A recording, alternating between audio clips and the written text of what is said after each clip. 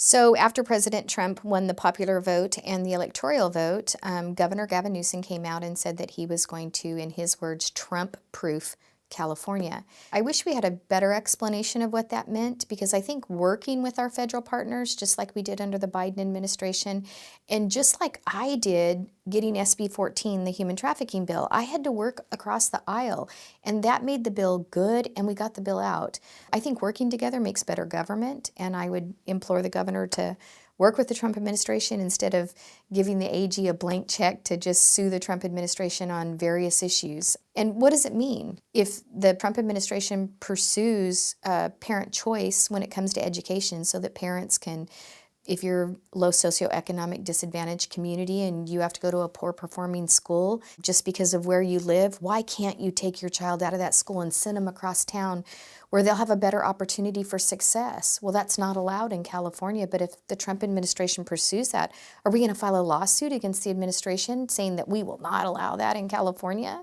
If they come and get Trinidad Aragua members that are criminal people down in Los Angeles, the Los Angeles sanctuary city laws, are they going to say, we are not allowing you to deport these criminals? It doesn't make any sense to me. That energy policy, he wants to bring back domestic energy, so we're not bringing imports in from foreign countries, Iraq, Venezuela, sometimes Russia. We want to be energy independent and productive. Is Gavin Newsom going to file a lawsuit against the Trump administration? I mean, a lot of these things Californians would benefit from, and why would we do that and not let our people prosper like the rest of the nation? So there was some fear from some legislatures that there's going to be mass deportations. What are your thoughts on that? I don't think that that's true. I don't. I think that they're going to go after the criminal element first. I think that cities that have been funding illegal immigrants that have been coming across the border in hotels, providing them 3 meals a day, a place to stay, and all those things, like in New York and in California. I mean, we just had somebody from Uzbekistan, right, land in the beach in Orange County. So instead of trying to figure out why they're here and what that is, they just put them up in a hotel and give them free travel to where they want to go. And all the while, we have United States military veterans and individuals on the street that, or even the hurricane victims that haven't been helped yet, that are still living outside of their homes without, adequate water or infrastructure.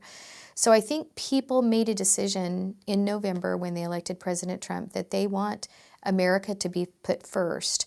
I think they saw the other side, and I'm not saying that America's heartless and they're going to deport every person that came across the border illegally, but you definitely start with the low-hanging fruit, and you get those individuals that have been arrested multiple times for rape, attempted rape, rape of a child. You see that all the time on the news.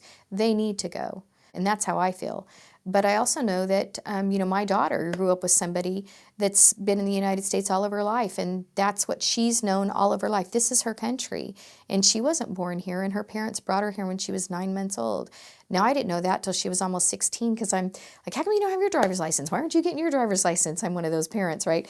And then she finally told me, and that little girl would never survive in a foreign country, never. She's an American. So there has to be give and take, and I don't think that President Trump is the person who is just going to randomly deport and do mass deportation. But I do believe that he's going to make a significant impact, and if you don't add value to the United States or the communities that you live in, you will be gone, especially if you're committing criminal. crime. And yes.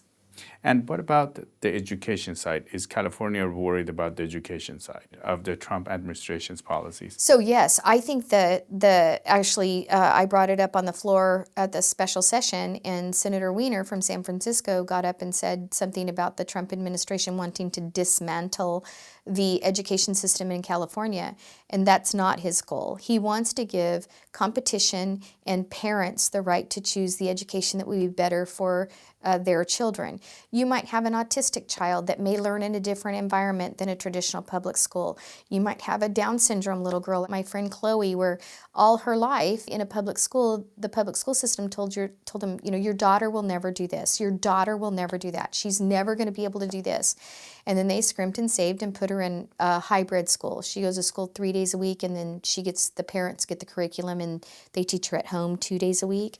And Chloe has developed an incredible artistic ability. She's now more verbal than she's ever been before. She started an Instagram, Chloe of Bakersfield, where she does makeup tips and dance routines, and because she loves dance. And she's going to go off to college to the Taft-Till program is what her goal is, to learn how to, with other IDD kids, to learn how to take care of your own house and write your own checks and take care of your banking and all of those things like life skills. And I think parents should have the opportunity to pick what's best for their kid.